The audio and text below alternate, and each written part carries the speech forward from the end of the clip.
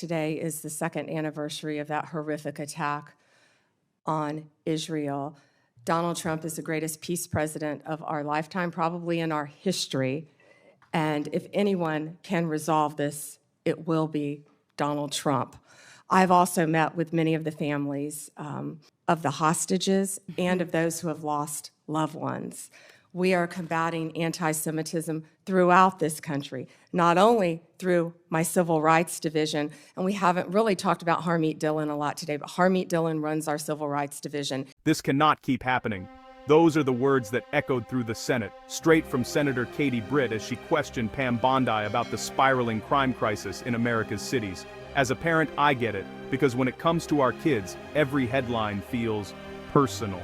General Bondi, I want to talk to you about the next generation. I want to talk to you about our kids, people who don't have a seat at the table but need us to fight for them tirelessly. When you look at this, I see a couple of different buckets of ways that bad actors are taking advantage of our children, and in some of the most extreme situations, we lose that child, whether to death or to self-harm, and I think we owe it to them to do something about it. So first is social media.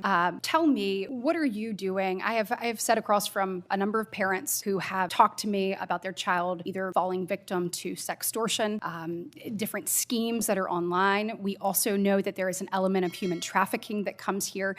Let's start with social media. What are you doing to hold bad actors accountable, to track them down, and to keep our kids safe? Senator, first, thank you for bringing that up. This, I believe, is what an oversight hearing should be about. Not yell, oh, he's gone already. He comes in and leaves. This is what an oversight hearing should be about, trying to help parents and children online. Yes, Director Patel has been doing a great job. The FBI, we have an entire unit. Not only that, our National Security Division is working internationally. Well, and I want to talk about that too, because I think a lot of this comes from overseas. Yes. And so whether it's these schemes, the sextortion schemes, yes, et cetera, it's happening off our shores. How are you connecting the dots there? And then additionally, let's look at human trafficking. And you find a number of times people are lured into this from posts on social media. I believe that is a global trafficking ring. I would like to speak to what are you doing to make sure that you're holding those people accountable and getting to the bottom of it, finding bad actors and making sure that we're keeping these children safe. Senator Britt, we have made countless cases around this country, and many of them have involved global, international defendants. In fact, we've been extraditing some of them back. As many as we can get, we're bringing them back to this country. That's how we're holding them accountable and locking them up for as long as we humanly can lock them up. Let's break down what happened. Senator Britt went straight for the issue too many ignore children caught in the crossfire of online predators. She called it a moral obligation, saying if social media were a storefront, we'd shut it down for letting so much danger walk right in.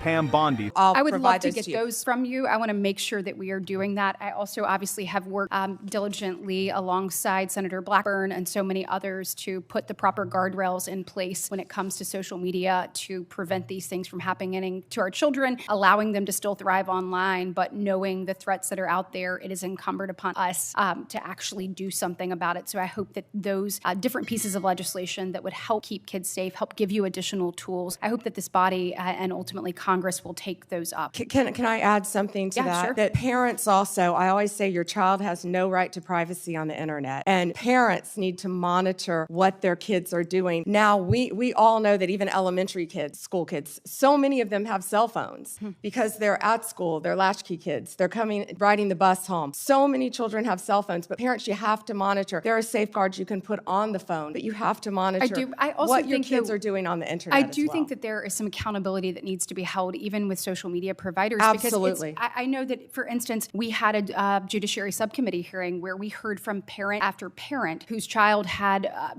bought something online that they thought to be maybe a different type of drug. It was laced with fentanyl. They died. If that was happening on a storefront and a small business in America, we would shut that storefront down. We must do more to hold not only the bad actors online, but also the people who allow it to happen accountable. And I hope that you'll commit to work with me on that. I wholeheartedly agree. Thank you, Senator. Responded that federal teams are on it, tracking predators and cracking open global networks, but Britt pressed for more.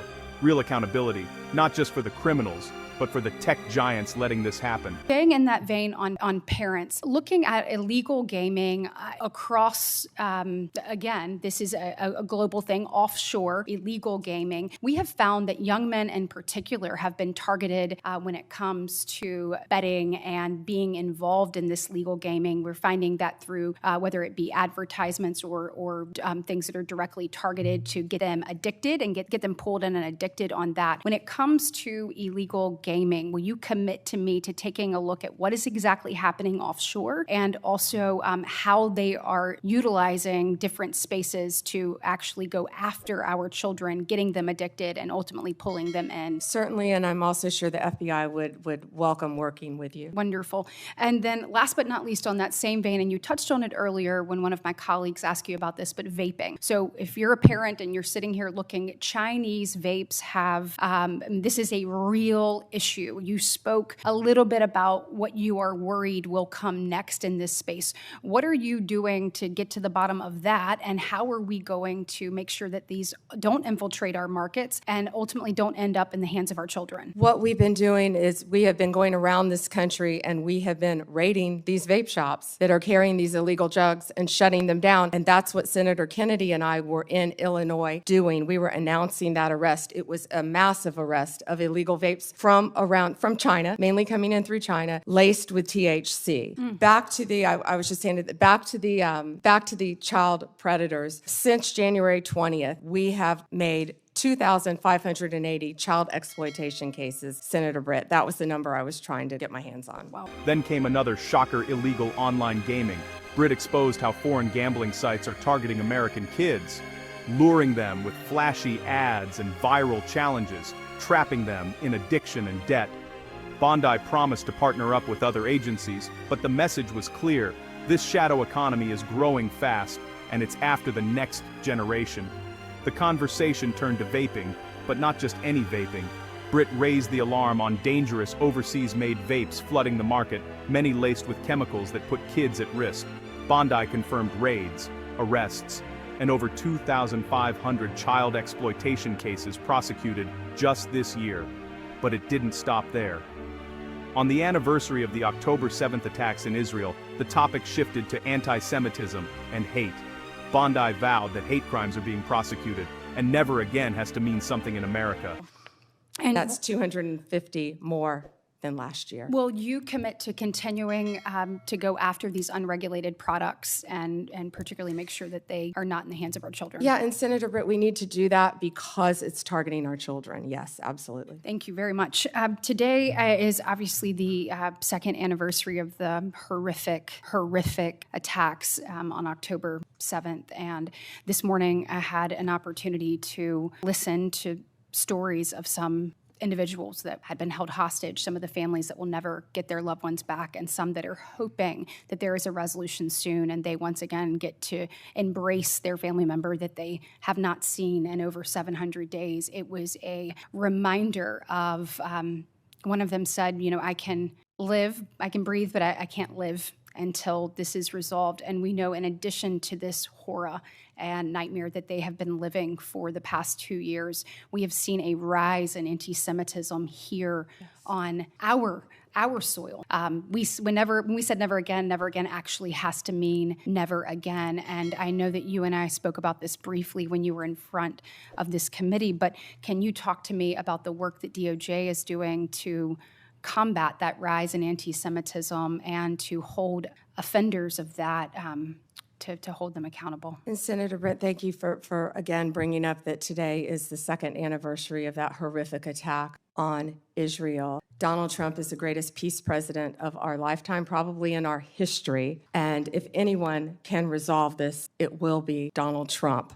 I've also met with many of the families of the hostages and of those who have lost loved ones. We are combating anti-Semitism throughout this country, not only through my civil rights division, and we haven't really talked about Harmeet Dillon a lot today, but Harmeet Dillon runs our civil rights division, and she is working with Leo Terrell, and they are combating anti-Semitism around this country. We have an anti-Semitism task force that we're forming. Do you mind?